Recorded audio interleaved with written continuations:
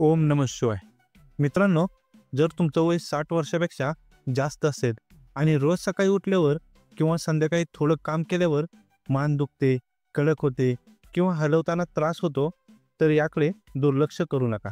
कारण ही फक्त वयानुसार आलेली त्रासदायक गोष्ट नाही.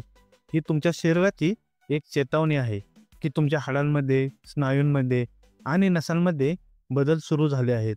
आणि लक्षात ठेवा, जर वेळेत काळजी घेतली नाही तर ही साधी वाटणारी मानदुखी पुढे चक्कर येणे, हात शून्य होणे किंवा चालताना संतुलन हरवणे अशा गंभीर समस्यांमध्ये रूपांतरित होऊ शकते.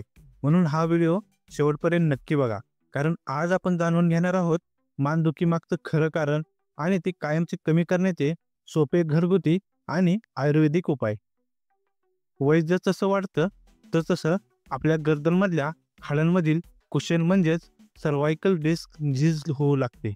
ही डिस्क आपल्या हाडांना एकमेकांवर आदळण्यापासून वाचवते, पण ती झिजली की हाडं थेट एकमेकांवर दाब देऊ लागतात आणि त्यातून नसांवर ताण येतो.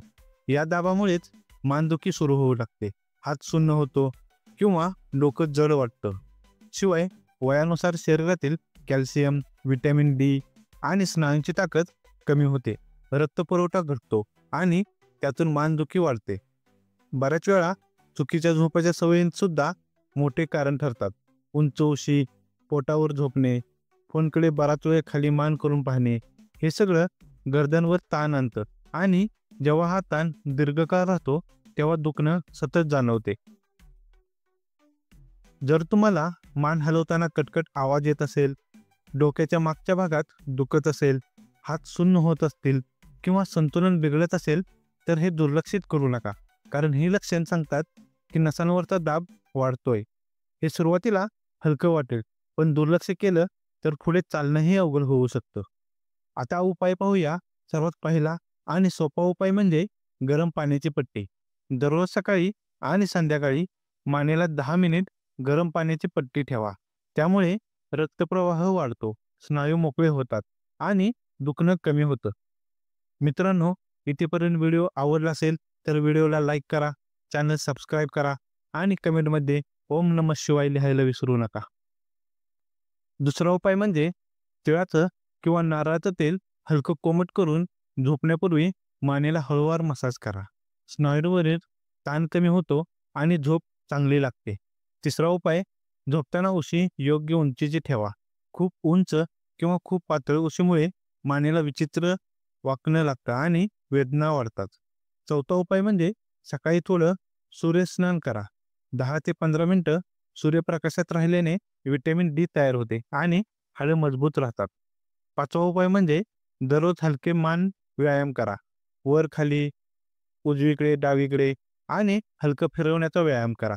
पण लक्षात ठेवा, वेदना असल्यास जोर देऊ नका. आता आपण पाहूया काही नैसर्गिक आणि आयुर्वेदिक उपाय.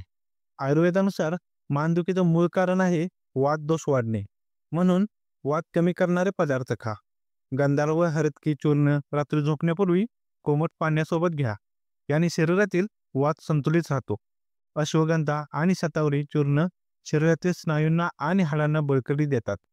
आणि रात्री दुधात थोडी हळद आणि तूप घालून प्यायल्याने शरीरातील दाह कमी होतो. पण कोणतेही औषध घेण्यापूर्वी तुमच्या वैद्यांचा किंवा डॉक्टरांचा सल्ला घेणं आवश्यक आहे.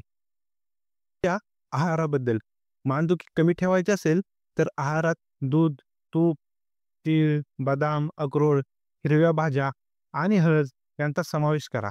थंड, जास्त तेलकट आणि मसालेदार पदार्थ टाळा. लांब वेळ फोन, टीव्ही किंवा संगणकाकडे बघताना मान खाली ठेवू नका. प्रत्येक अर्ध्या तासानंतर मान आणि खांदे हलके फिरवा. आणि सर्वात महत्त्वाचं म्हणजे झोप पुरेशी घ्या, कारण झोप ही शरीरासाठी औषधासारखी असते. वृद्धापकाळात मानदुखीचं एक अजून मोठं कारण आहे मानसिक ताण.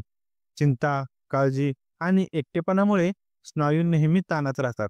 म्हणून दररोज सकाळी 10 मिनिटे ध्यान करा, दीर्घ श्वास घ्या आणि हळूवार सोडा.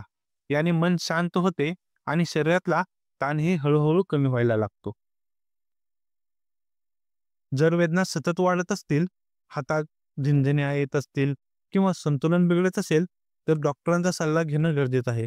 कधीकधी फिजिओथेरपी, कॅल्शियम चाचणी किंवा MRI स्कॅनची आवश्यकता असते. पण योग्य वेळी योग्य उपचार घेतले तर मानदुखी पूर्णपणे बरी होऊ शकते. मित्रांनो, लक्षात ठेवा, मान ही आपल्या शरीराची तोल सांभाळणारी आधारस्तंभ आहे. ती दुखायला लागली म्हणजे तुमचं शरीर सांगते थांबा आणि माझी काळजी घ्या. थोडा व्यायाम, चांगला आहार, पुरेशी झोप आणि सकारात्मक विचार एवढे केलं तरी मानदुखी तुम्हाला पुन्हा त्रास देणार नाही. म्हणून आजच ठरवा, मी माझ्या मानेला विश्रांती, व्यायाम आणि प्रेम देणार. कारण जर तुम्ही शरीराचं ऐकलं तर शरीर तुमचं ऐकेल. पण त्याकडे दुर्लक्ष केलं तर चालणं, झोपणं आणि आयुष्याचा आनंद घेणंही कठीण होईल. मित्रांनो, जर हा व्हिडिओ तुम्हाला आवडला असेल तर व्हिडिओला लाईक करा, चॅनल सबस्क्राईब करा आणि कमेंटमध्ये लिहा पुढचा व्हिडिओ कोणत्या विषयावर हवा आहे. तुमचा एक कमेंट आमच्यासाठी खूप महत्त्वाचा आहे. धन्यवाद.